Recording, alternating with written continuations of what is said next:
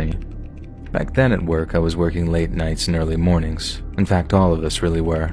Our company had a kind of rotation for this, and we had to do one late shift followed by one morning shift every week. I remember leaving the late shift after 11 p.m. on the night in question. I walked through the dimly lit parking lot and back to my car. I got in and started checking my messages on my smartphone. Then, suddenly, a thought came to me.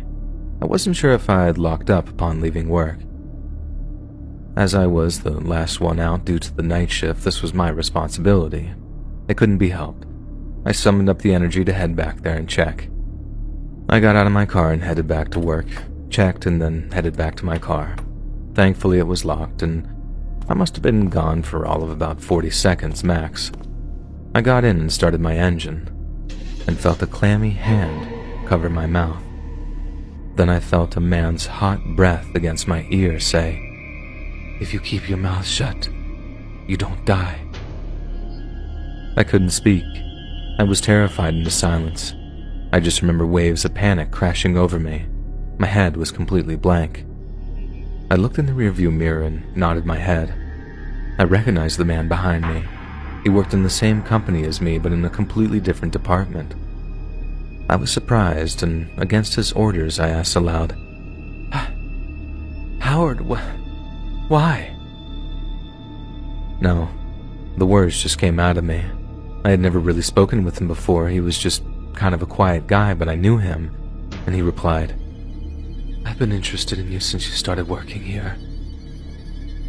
If you don't say you're going to be mine, I'll kill you right here." Fearful for my life, I could do little else than nod in agreeance. He then pulled down the lever of my seat so my seat went flat and began attempting to drag me into the back seats towards him. I screamed for him to stop. "You said you don't like me," he mumbled. He was trying to pull my clothes off. I thrashed at him, and I think somehow in the scuffle he hit something against the open passenger door, and this gave me enough time to get free. I ran back to the company building since I had the key. I got in there, and I locked myself in. I called a male colleague who left shortly after me and told him what had just happened. I know I should have called the police, but I was in such a panic. Fortunately for me, my colleague was still in the area and he turned around immediately and headed back to work. With him around, I felt that I was safe to unlock the door. We went to the parking lot and searched for Howard, but couldn't find him anywhere. It was at this point that I filed a police report.